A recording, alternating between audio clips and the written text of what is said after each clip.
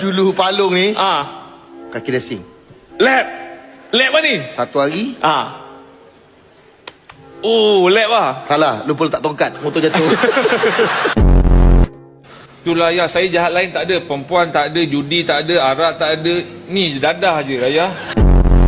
Tetap salah adik. Kenapa adik hancurkan hati ayah? Alah, ayah, bising, kenapa ayah. adik hancurkan hati ayah? Betul lah peribahasa cakap.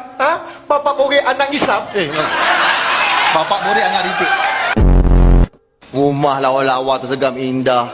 Seorang aja, tak berseri yuk. Itulah tu, aku pun dah fikir-fikir lah. Tapi aku takut pula terlanggar janji pula. Janji apa yuk yang kau buat? Aku dah berjanji lah dengan orang rumah aku. Bila dia meninggal aku takkan kahwin lagi. Yuk. Kita ni yang mati-mati, yang hidup diteruskan. Kau lain lah prinsip kau. Tak mati lagi, dah tambah satu lagi.